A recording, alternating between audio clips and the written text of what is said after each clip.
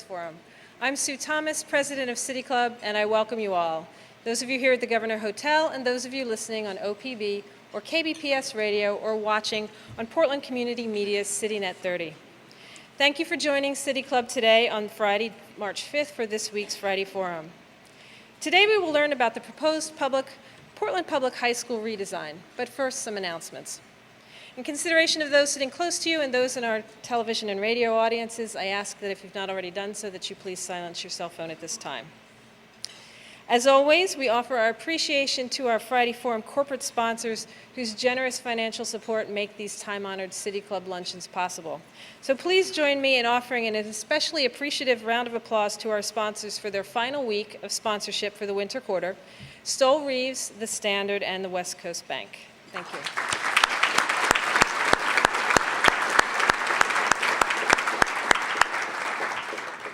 City Club's membership drive is in full swing right now, and I would just like to remind you that when you join City Club, you really give two gifts. You give one gift to the community in the form of supporting, as we've just been witnessing here, a very unique thing that this club does for this city, which is citizen-driven research. It's probably the only place where you can get such in-depth information about complicated subjects where no one has an agenda when they come into the process of digging into this, and I think it's just one of the most important things City Club does. So you help to support that when you become a member of City Club. The other thing that you do is you also give yourself an opportunity to engage in not only participating in the conversation about all the things that matter most to this place that we live in, but you also have an opportunity to shape it through becoming a member of a research study committee, becoming a member of a governing board, becoming a member of a committee that puts on forums such as the one that we're about to experience today. So I would encourage all of you who are not City Club members that you're giving both to the community and to yourself when you do this. And so if you're not a member but you've been thinking about it, I would highly recommend that you join before you leave today. At next week's Friday Forum, geologist Scott Burns will speak about the past, present, and future of earthquakes in Oregon, a particularly timely subject, and whether our region is prepared if another major earthquake should hit in this area. And now on to today's program. With only 63% of students who enter Portland high schools graduating in 4 years, and just 35% of African American students on track to do so, there is little question that Portland Public High Schools struggle with both achievement and equity. Following months of community discussions, Portland Public Schools Superintendent Carole Smith recently proposed a high school redesign plan that she claims will narrow the achievement gap, raise graduation rates, and boost declining enrollment. Today, Oregonian reporter Betsy Hammond will interview Carole Smith about the redesign and its chances for success. Carole Smith has worked for Portland Public Schools for over 25 years. This relationship began in 1982 when she served as executive director of Open Meadows Schools, an accredited nonprofit education organization for middle and high school students that is affiliated with Portland Public Schools. In 2005, Superintendent Smith was recruited to work directly with Portland Public Schools to lead the Office of Educational Options.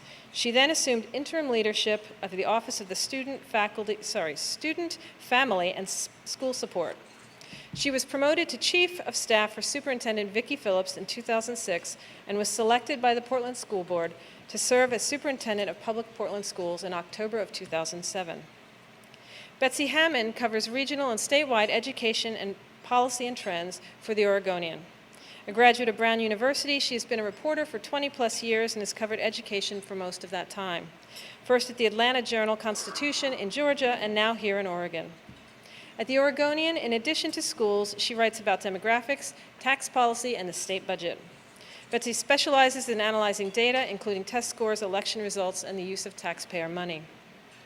Today, Carole will start off with a few brief remarks from the podium, and when she is done, we will break from our usual lecture format and invite today's speakers to my tables at the right, where Betsy Hammond will interview Carole Smith about the proposed high school redesign. So without further ado, please help me welcome Carole Smith to the podium.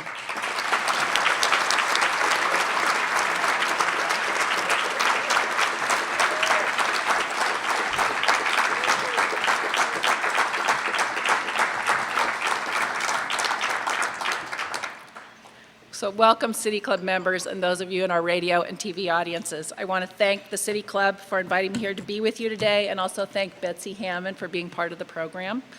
Before Betsy and I dive into our discussion about high schools, I want to give you a little context and a little framework for the discussion we're about to have.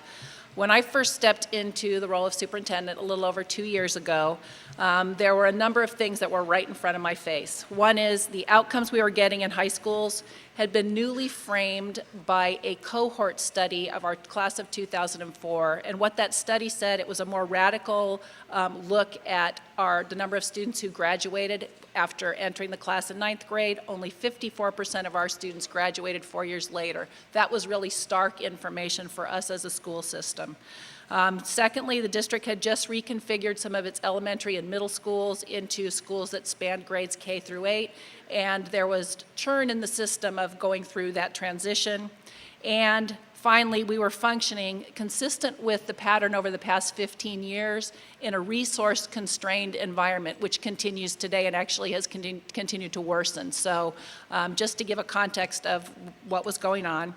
First, as I entered, it was clear that the high school outcomes we were getting required us to look at our entire system and a student's experience as they entered the system and what it was all the way through, that we needed to ensure that students had a good foundation in their early years, and that also we needed to be persistent in not allowing students to get behind, that we never let a gap start to begin with. So we knew the high school problem was not just a high school problem, it started as a student began their journey through our system.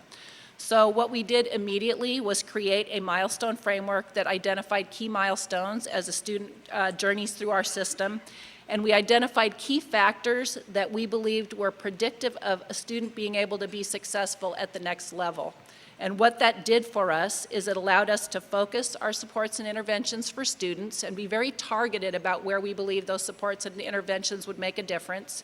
It let us strategically target scarce resources to the places we felt they would make the biggest difference. And it let us align our work with our partners in places where we felt like we would get maximum impact.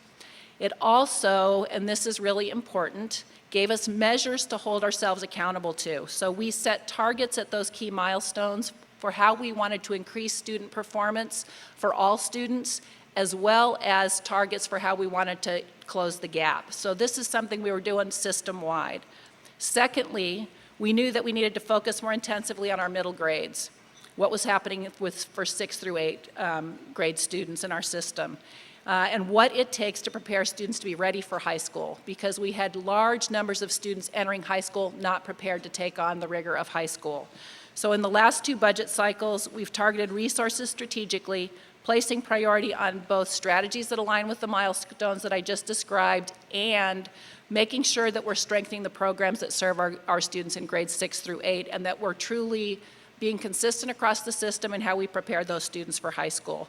And that included such things as making sure that every one of our 8th graders has access to algebra, that our middle grade students have access to counselors, and that we're providing additional teachers if programs are too small to actually offer the core program we've defined as adequate preparation for high school.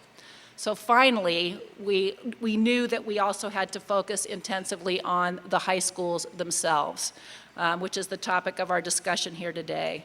So 2 years ago, I launched a cross-functional team of principals, vice principals, district leaders, and charged them with a way to improve, finding the way and recommending the way for us to improve the results we were getting with our high school system. Our outcomes, as you've heard, were stark and clearly unacceptable. The 54% cohort graduation rate that by 2007 had increased to 57%, but is still unacceptable. Only 63% of white students and 35% of African American students were considered on track to graduate at our 10th grade milestone. That's a 28% gap between the 2 groups of students, and how we measure at that milestone is students having enough credit at the end of 10th grade for them to be on track to graduate. And it's a key milestone because it's predictive of a student's odds of graduating on time. A student who meets that milestone is 5 times more likely to graduate. So we considered that to be a key indicator of how on track we are to preparing students for graduation. And then finally, even across our schools, we had huge achievement gaps in every one of our high schools. So even the high schools that we thought of as being really serving our students well, having robust curriculums, still had significant achievement gaps. So the other critical factors that we were looking at, a decline in enrollment. So in 1982-83, our enrollment on all 10 campuses was 15,000 students. That enrollment is now 11,000 students, and that's due to fewer students living in the Portland attendance area. This was accompanied by a decline in state funding per student brought on by ballot measures 5, 47, and 50. Today, Portland Public Schools receives the equivalent of 80 cents per student for every dollar it received in 1990, adjusted for inflation. These two things are hugely significant factors that are framing the discussion of what our challenge is as we look at the same number of campuses serving fewer students with significantly less resource. So our current state of high schools, we clearly do not have equity of access across all of our campuses, and this is due to a number of factors. Our campuses are wildly imbalanced in their enrollment, and then thus the programs that they offer. And then within individual campuses, there's an imbalance in the type of program that's offered to meet the needs of individual students. So as a student in our system, your guaranteed option is your neighborhood school. And what that looks like across our 9 neighborhood campuses at this moment, you may, as a student, have a guarantee to one of 5 comprehensive schools that's very robust and has a lot of program. Your guarantee may be to one of our 2 schools that are very small comprehensive high schools and have a far reduced program, or your guarantee could be to one of our small schools that is intentional on a campus and serves many students well, but is tough if that's your guaranteed option and what you really want is a comprehensive. So that's one of the factors. Add on top of that an enrollment and transfer system that was designed as to provide a choice mechanism in the system that then had federal laws like No Child Left Behind laid on top of it that began to be an avenue out of low-performing schools into high-performing schools that then compounds itself. So you have students electing to leave, leaving behind fewer students, resources follow the student, and the programs in the schools that students are leaving become very reduced and encourage more students to leave. So all that said, what we clearly understood was the urgency of addressing the inequities in the current system. We knew that we needed to look at this as a systemic issue, not just at individual campuses, because it was a systemic problem and called for a systemic solution. And we have over many years looked at how do we reform and find programs that meet the needs of students. We had not tackled it as a system-wide issue, so that's what we are attempting to do. We knew we needed a process that allowed us to listen to the community to be able to align our strategies with the values of the community. And this became important because there are so many tensions in this where you're balancing what are we putting weight on, neighborhood preference or choice? And those two come up against each other, and we have to find the sweet spot that suits Portland. Are we going for breadth or depth in program offerings? Totally makes a difference in terms of what kind of system we develop. And again, very different feelings about that. And we were looking to hear from Portland, what's our value? What's the program we want to offer all of our students and have them have guaranteed access to? And then finally, we knew that our community would want a strategy that provides a quality education for all our students. And we know that from so many different sources of information, just the way in which Portland supports education. On probably every survey we get, Portland holds a high value on equity of offerings, and we knew that what the current state was not acceptable to any of us, and that we'd want to find a way towards providing a quality education for every student. So we set the following goals that we believe the system should be designed to accomplish, which were increasing the graduation rate, decreasing the achievement gap, engaging every student, preparing students to be successful at the next level all the way through the system and as they leave us, and that every school would be in demand. We'd no longer have schools that students want to go to or away from, that it would be, every school would be in demand, both from a student point of view and a teacher point of view. So that is the frame that we entered the system design process with. And we've put forward a core program that we believe every student should have guaranteed access to, that we believe provides the foundation, a necessary precondition for delivering on these goals, but does not in and of itself get us to all of those goals. It's the foundation. So with that, I will hand it over to Betsy and for questions.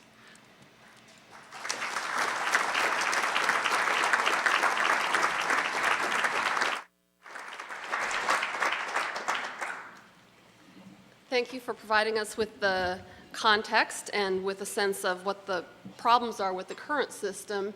In a nutshell, at this point, what are you proposing as the solution?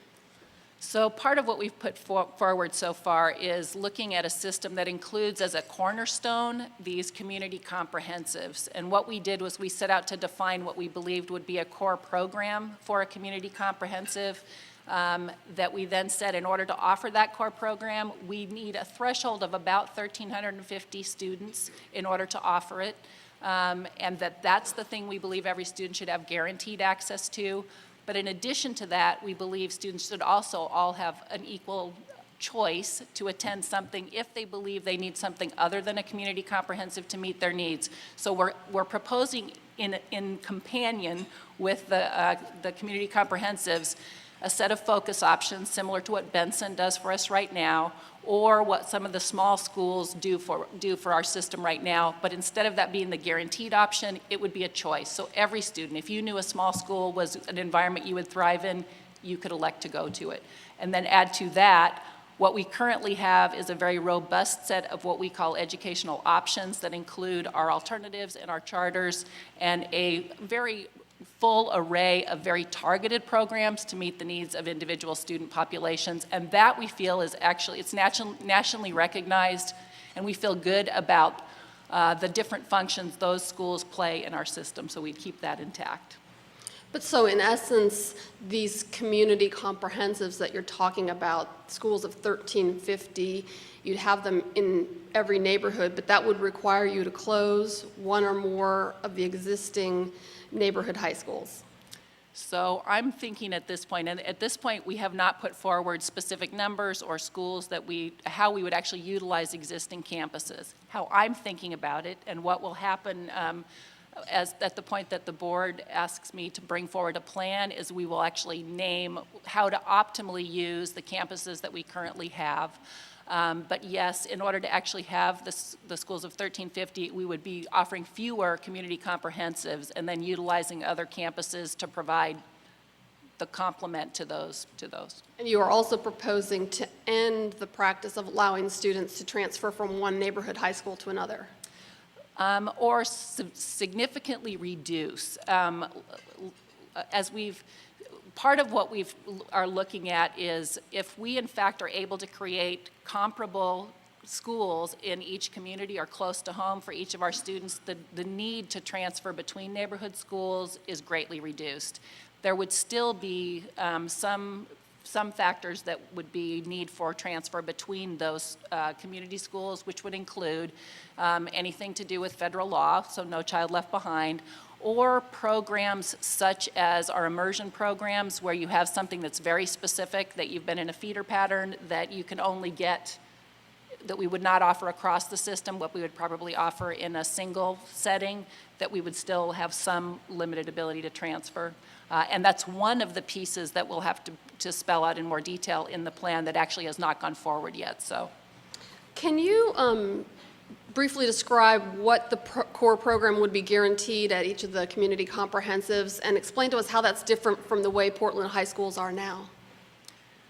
So the core program really consists of everything that a student would need in order to meet Oregon graduation requirements, but it also includes a high level of advanced courses that would allow a student to have college credit opportunities while they're still in high school, or advanced programming such as advanced placement or international baccalaureate, and as well as a whole set of support programs that we've identified that are critical for all students to be able to figure out how to access the higher level program. And how that's different than what we have now, We do not have that full complement of offerings in any one school. So what you've got, depending on the size of your school, is you may have a small number of students that only allows you to offer the supports in the core program, in which case you could have a student who is prepared to take advanced calculus, but you don't offer it in your school because your resources are staffed only to provide the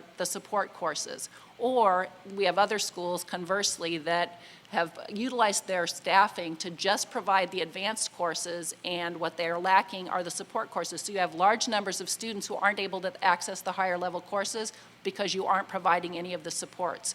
So the specifics in the support category, and what we're saying is we want the threshold to have the full array of core plus accelerated plus support, so that a student can get the adequate support they need to access higher level courses, and that it's not a trade-off on any one campus.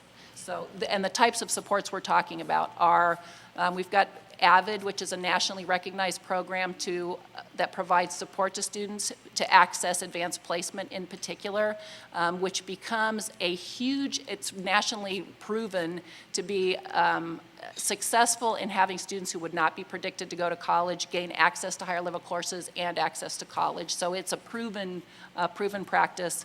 We're looking at proficiency credit as something we would offer on every campus, which essentially what that does is it allows us to continue to work with it, not have a student fail a class and have to retake it, but continue to work until they master a particular subject area and be awarded credit for it. So you aren't then spending student time or courses, opportunity to take courses, retaking a course that you really only needed a particular area of mastery in.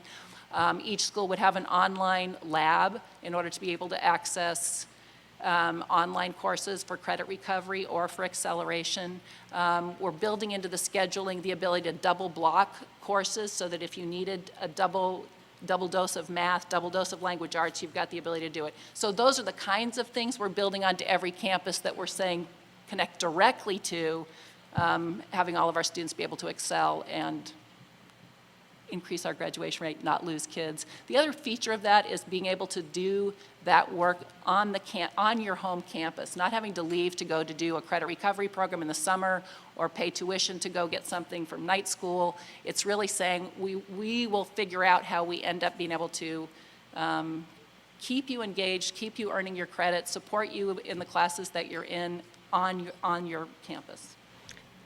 If you know then what you want to do to upgrade the high schools, why not just do that? Why close schools, redraw boundaries, upset the apple cart? Why not just do what you've described at all the high schools?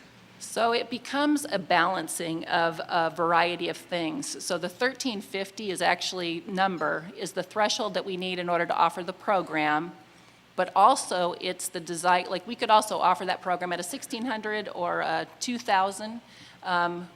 We have a huge desire in Portland to have schools that are close to home. And so in order to balance the desire for neighborhood, we're getting it to the threshold that lets us both offer full program, but also have it in the neighborhood.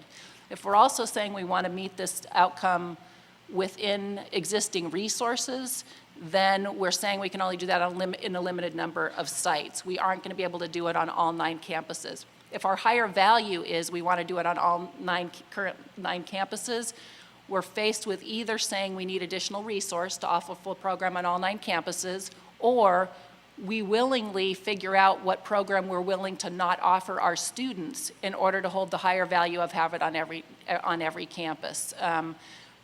So in essence, you're saying that school you described to us that has the full range, you believe you can't afford to do 9 of those? Not all 9 campuses, no. We end up dropping below a threshold where we're then faced with the same trade-offs of do you do the higher level, do you do the supports? And then you end up with students hitting a glass ceiling that they then need to transfer in order to get access to the classes that they want, or they don't get the support they need to access the classes that they want. So the 1350 was our sweet spot of ability to offer full program and ability to do it in the maximum number of places so that we're closest to having neighborhood schools.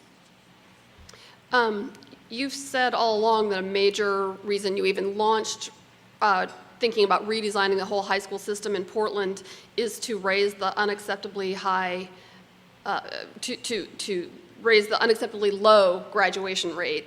Some people see a disconnect between changing the size of high schools and improving the graduation rate.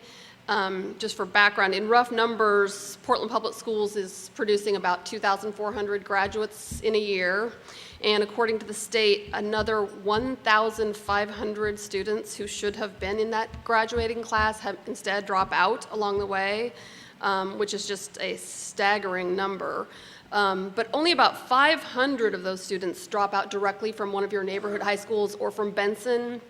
The other 1,000 who somehow disappear without getting the diploma may start down that path at one of those schools, but they are dropping out from alternative schools or some other district-endorsed school setting. So help us understand why you would pick this structural change of creating these uniformly sized high schools. How exactly does that get you to raising the graduation rate? So part of what I'm just describing that would be contained in each high school are a lot of the student supports to try and meet students' needs directly on those high school campuses, which would reduce the number, we believe, the number of students who would end up being compelled to leave to get what they need, either because it's not challenging enough or we're not supporting them enough in being able to succeed.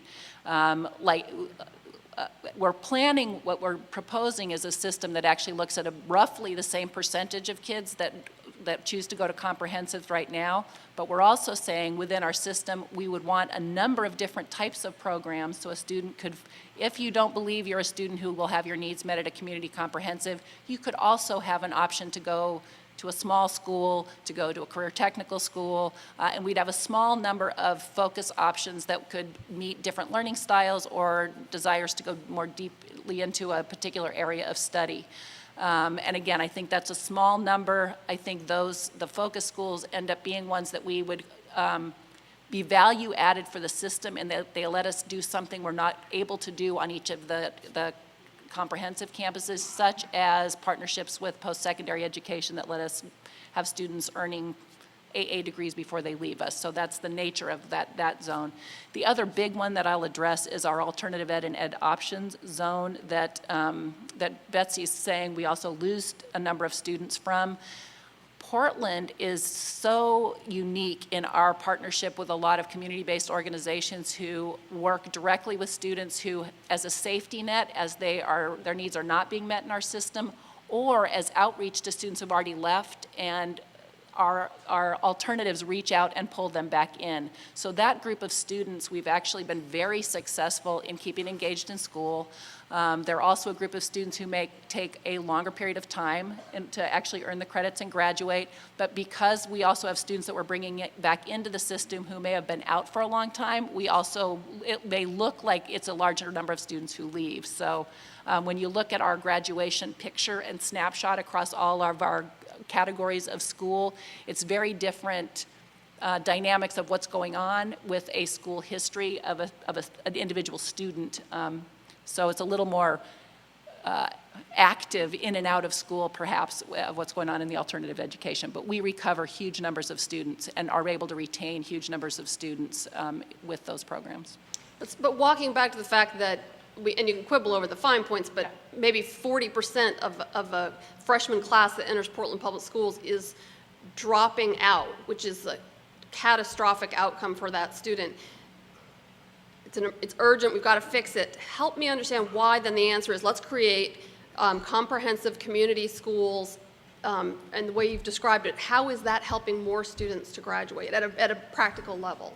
I think, well, and I'm describing a number of things. So when I'm in my introductory remarks, I'm talking about how are we building those supports all across the entire system, so before a student even gets to high school. So we're actually tackling are students fully prepared, and are we doing the best we can do to say the students are fully prepared as they enter high school.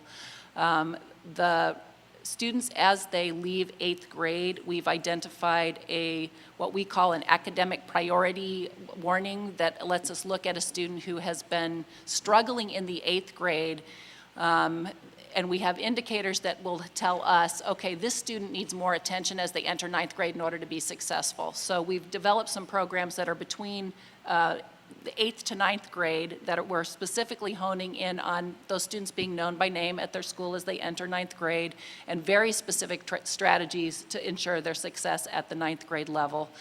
You heard both Chair Wheeler and Mayor Adams in their recent addresses to City Club talk about 9th grade counts and the initiative that came out of Connected by 25, where we're engaging with partners to keep students engaged in school and ensure that they're being successful, again, in the 9th grade as being a critical predictive year for success throughout the rest of their high school career. So we're doing things like that.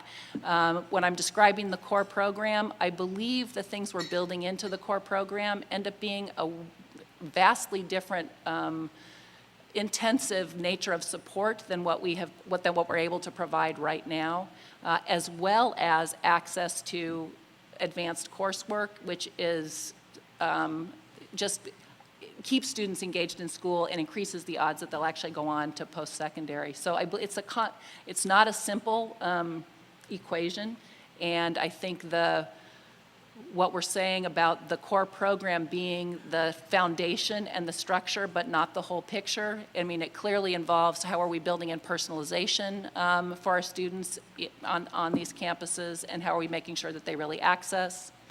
So it's the whole, it's a combination of things.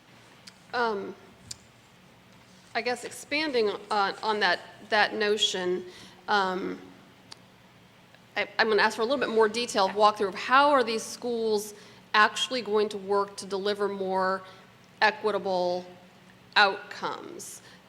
You're talking about building a larger school, in some cases a smaller school in some cases, but that has a more full array, that has the complete comprehensive offerings. I think a lot of people would look at Grant High School as it exists today as one of the most economically and racially integrated schools in our city right now, and it has that full array of offerings. It has the great choir and band and all those advanced placement offerings, but the achievement gap in that school is huge. Last year, 45% of African American sophomores met state benchmarks in reading, which was less than half the rate for white students. In math, the gap was even bigger. Only 32% of Grant's African American students passed the state math test compared to 83% of the white sophomores. So you have a big school with a full array of offerings, equitable access, at least in theory, and yet it's not getting good results in terms of closing the achievement gap. Why is your plan, how will your plan do better? So when I was talking earlier about the trade-offs of what you end up with a certain amount of staff and offer a certain number of sections of courses, and the trade-offs end up being, are you offering more higher level classes, or are you also offering support classes like the ones I'm describing for students to be able to access them? And Grant, I will say first that Grant actually does well by a lot of its students, so it actually meets the needs of numbers of students well. It does not prioritize using its sections for support classes. In fact, I think they've got 300 and some sections, and only 4 are actually utilized for providing support classes. So part of what would occur in a school like Grant would be a rebalancing of what your course offerings are in order to put priority on some of the support courses. What about students who are succeeding in the high school system now? A student who may live in Cleveland or Grant or Lincoln and who's taking advanced classes and doing well. They may have an older sibling who's gotten a great high school education, gotten into a good college. That family is thinking, why break what's working? There's a lot of uncertainty. Perhaps the school that they attend is going to lose teachers under your plan, would lose perhaps some advanced classes. What can you say to that family is there something that's going to be advantageous for that student in the plan you're laying out? Or how can you mitigate the fears that family has?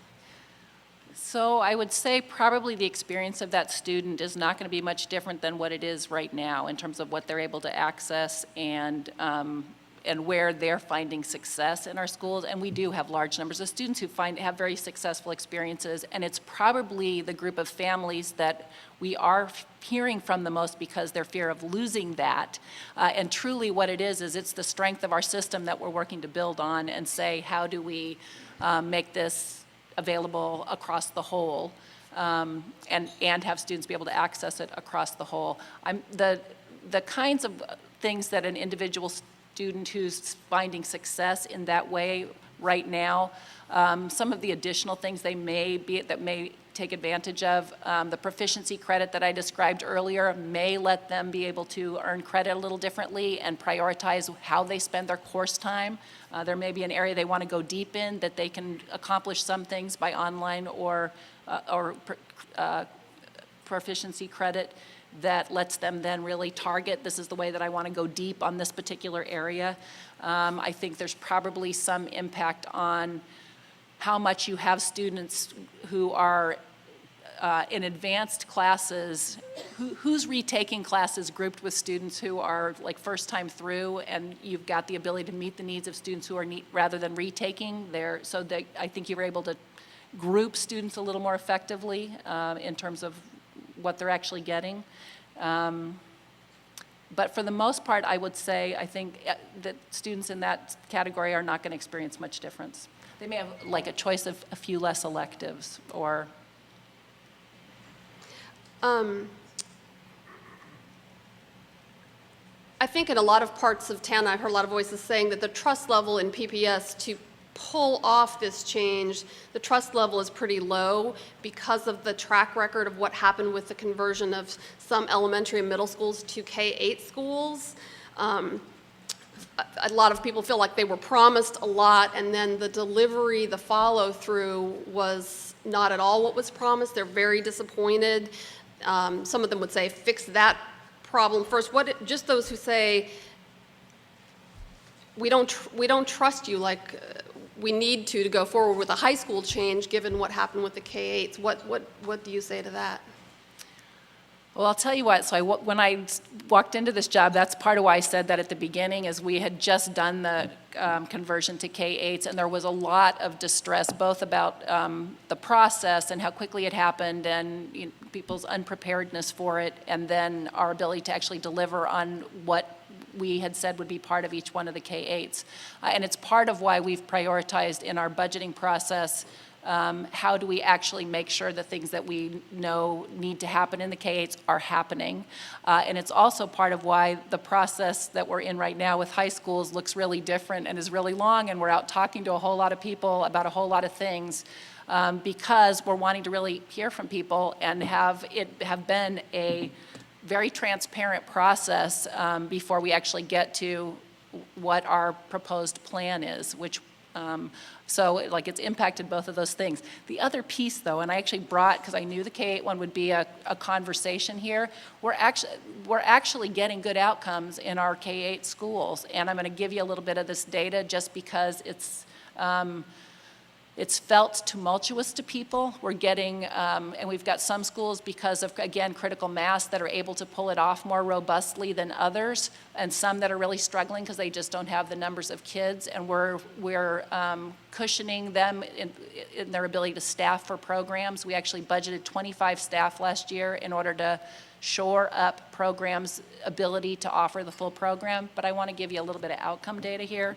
So, the students who were eighth grade students at Portsmouth Middle School scored 44% in reading and 51% meeting or exceeding in math. The eighth graders last year in the K-8 schools that replaced Portsmouth scored from 48% to 92% in reading and 57% to 95% in math. And I can actually go down each group of schools looking at the middle school that they formerly attended and the K-8s that they are now attending, and see some pretty significant increases in their academic performance. So that's heartening in terms of what we set out to accomplish, even though we still have a fair amount of angst and sort of unrequited expectation of what people hoped for in the K-8s. We're also hearing back like reports of satisfaction with what a K-8 does that's just different than a middle school. So it's not that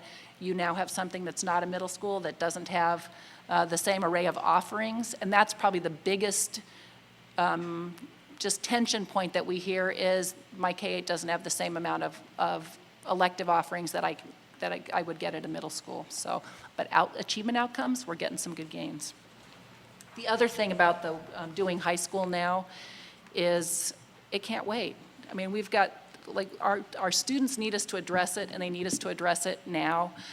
When you're looking at an entire system of schools, defining what it is and getting really crisp about what you're asking students to do at the high school level then brings greater clarity to what you're preparing students for at the K-8 level. So it's not like you get to just pay attention to one piece of the system and not the other, and that the high school experience for our students is what we're preparing them for all the way through our system. So the degree to which we really are very crisp about what we're preparing them for, I think we've got greater odds of having our schools meet the need of doing that preparation. So.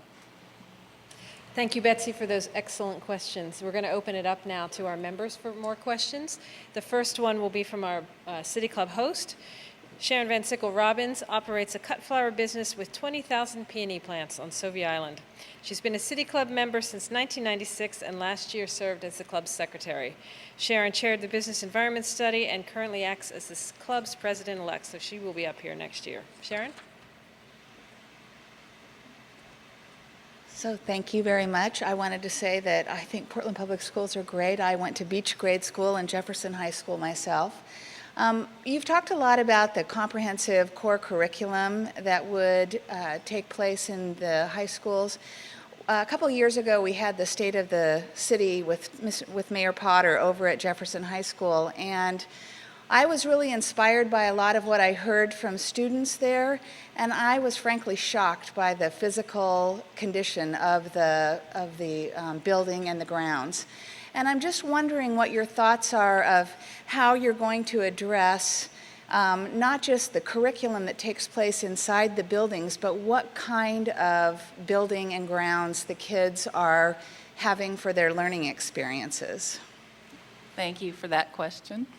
And clearly, when I'm also calling out at the beginning of this, the scarce resource environment or constrained resource environment, it's been true for more than a decade, and we've got incredible deferred maintenance issues within Portland Public Schools because over many years we've kept priority on keeping teachers in the classroom and having what we do for kids trump anything else we're spending money on, and it's really evident in all of our buildings. So Portland, we have been in conversations and preparation for going out for a bond at some point, and part of what we would build into a bond plan at our high school level would be how are we actually preparing those schools across the portfolio of high schools to be able to offer the program and have upgrades to their facilities. So.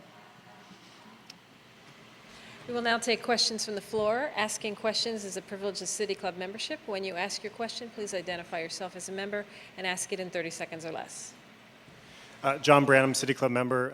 Thank you, Superintendent Smith, for all of your hard work thus far. I know it's incredibly complex to balance this, and I really do appreciate it.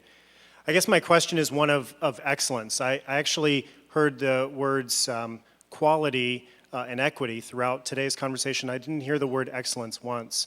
My concern or question is, if we make all of these changes, is this actually sufficient to make sure that our kids are globally competitive to go head-to-head against kids from Singapore and Finland?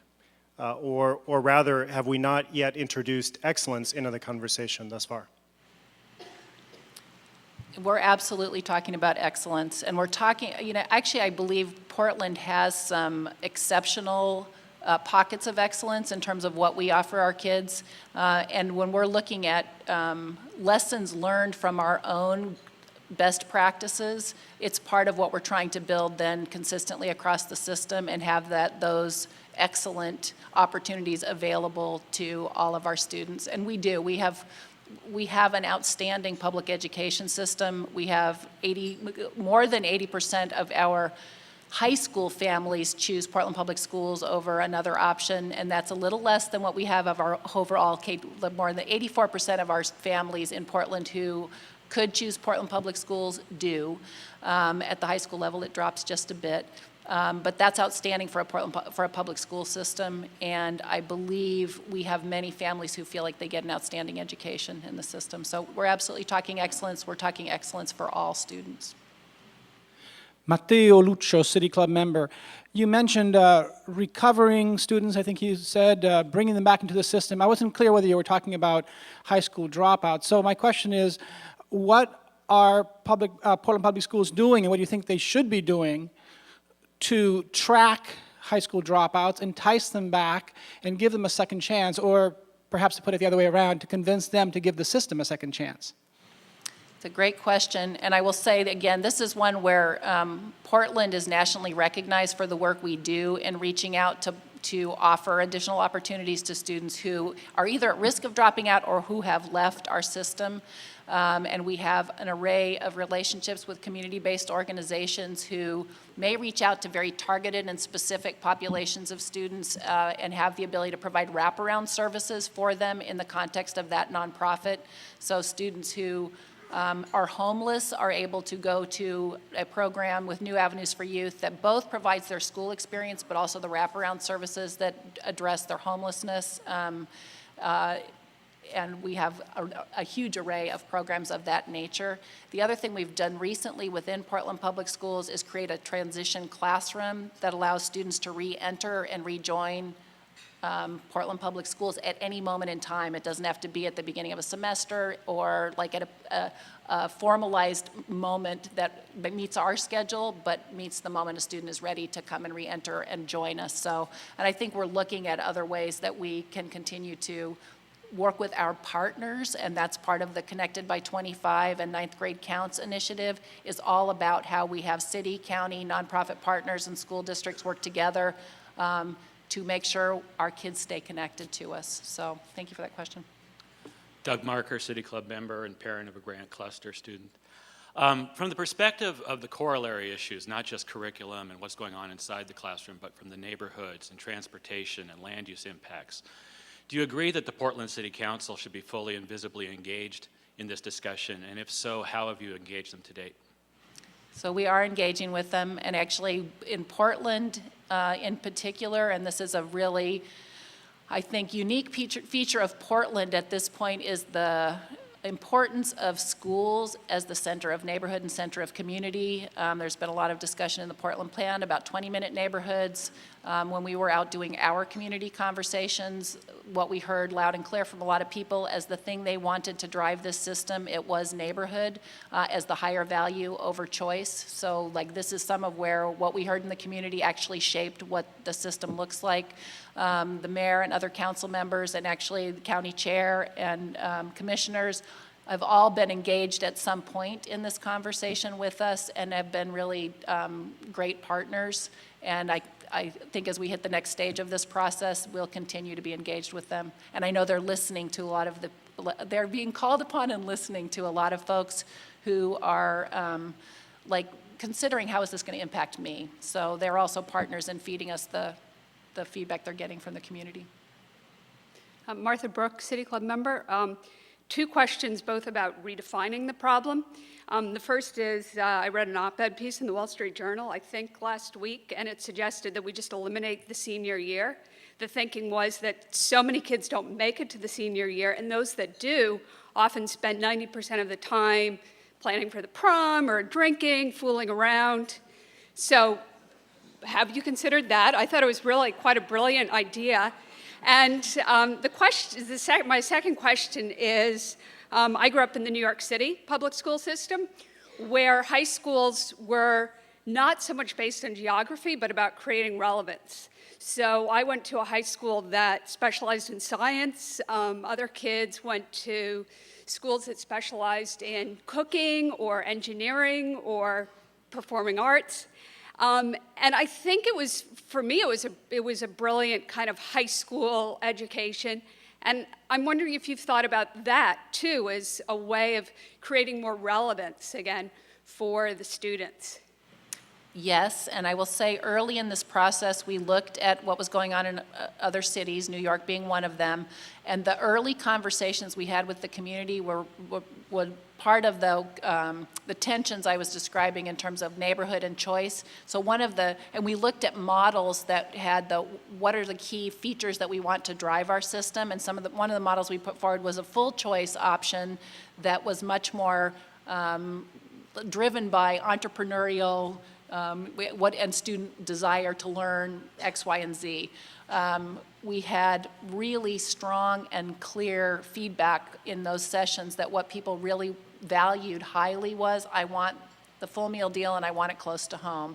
I also want a little bit of choice. So I want a little bit of something that's driven by, I know if I need something that I could go get something that's closer to what you're describing, which is part of why we're also saying guaranteed option to something that's comparable across all neighborhoods, and then also a layer of our system that becomes more of the citywide focus option that lets us develop more along thematic lines or methods of instruction or things that would capture student interest. We're looking for relevance across the entire system, however. So I think it's a key piece of what keeps students engaged is you understand why you're doing what you're doing.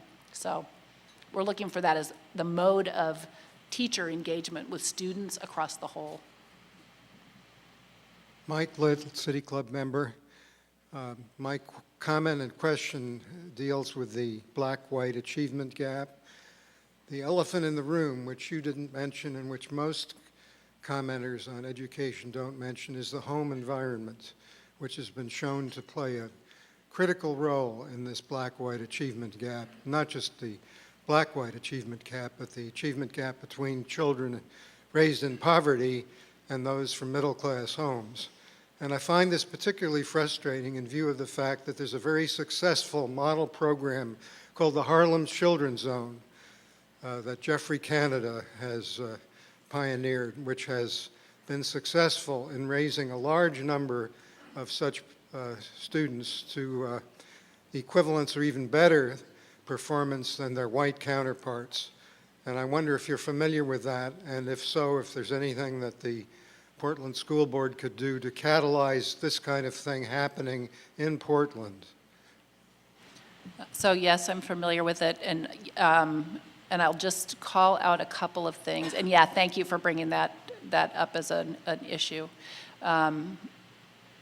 I think numbers of the things we're looking at are also things we would do with our community-based partners, and we have numbers of like Black Parent Initiative and self-enhancement programs that in this community end up being both discovering different ways of engaging parents that aren't the traditional ways of engaging parents, and wrapping around a whole other array of services that are beyond what's happening in school that we are doing with community partners. The other thing I would say that we're doing within Portland Public Schools is we've started work with our staff on courageous conversations about race. And this is something we're doing in concert with Pacific Education Group at all levels of our organization. So our classified staff, our principals, we have school-based teams of teachers, our senior team, our board. We are all engaged at this point in a program that is doing courageous conversations about race and the impact on student achievement. And it's an incredible undertaking to do in an organization this size and have all of us looking at how race is a factor in how we do our jobs every day and how we best support the kids that we work with. So there's a number of... Bob Geary, member. My two questions are about classroom discipline, and for the record, I'm a dropout teacher.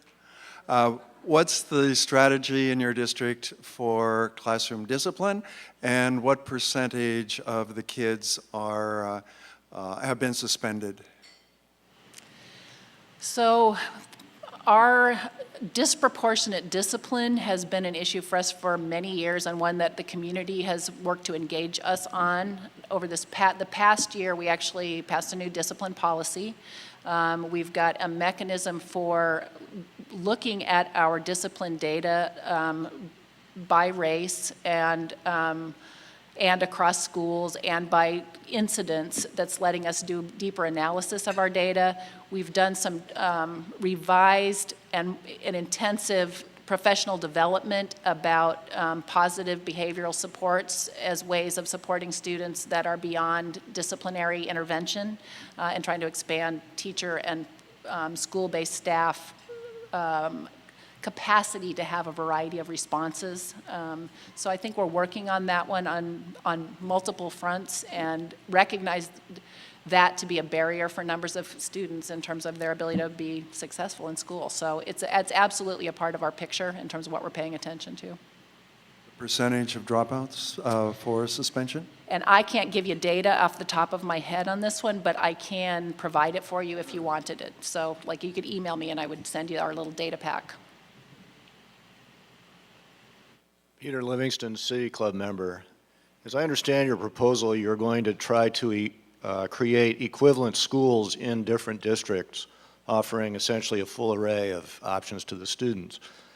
But I would hearken back to what one of the earlier questioners said about the home environment and the importance of that, so that, you know, a course that's called advanced math means one thing in the West Hills and another on 82nd Street.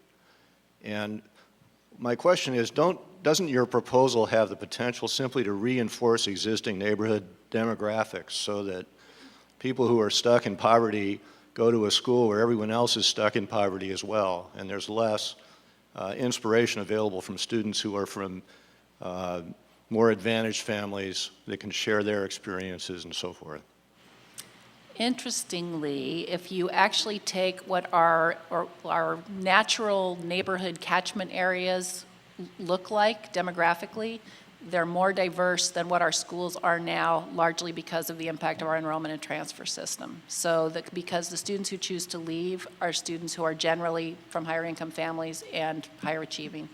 So there's some, and part of when we're looking at, we've also said part of what we want to do as we're looking at boundaries is maximize the economic diversity we can in each of the catchment areas, but not to the extreme that we're then moving people around unnecessarily. So the close to home value, but also diversifying what's on the campus. But just a pure natural, what's a neighborhood catchment, diversifies us more than we are right now.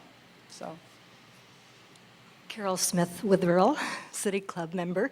I'm interested in how you have accessed input from the students who either drop out or drop in and out, either systematic or informal, and what have they told you that isn't working for them? And those that come back and drop in and out, what are they saying, or that stay, what are they saying does work for them and keeps them engaged and on track? So we've done focus groups with students both who are with us at middle grades and high school, as well as students who've left us or who are our participants in our alternative system. And there have been some like actual phone surveys, focus groups. Our student school board member also held a forum for student input. So we've heard, and probably the single most consistent answer from students' point of view is what makes the difference for them are their relationships with their teachers. And it's really that somebody knows them, knows who they are, paying attention to them, keeping track of what they're up to. They know them well enough to get in their face when they need somebody to get in their face, you know, and hold them accountable. They know what they're interested in and know how to get them hooked up and support them in pursuing those interests. So the things students talk about, they talk about relationships. They talk about having things that they're interested in, having people, but it's largely is somebody noticing when I'm not doing what I'm supposed to be doing. So. We've run out of time for further questions, and we'll have to stop for this week. Please join us on March 12th when geologist Scott Burns will discuss earthquakes and Oregon's potentially shaky future. As we close, please join me in expressing our appreciation to Carole Smith and Betsy Hammond. Thank you.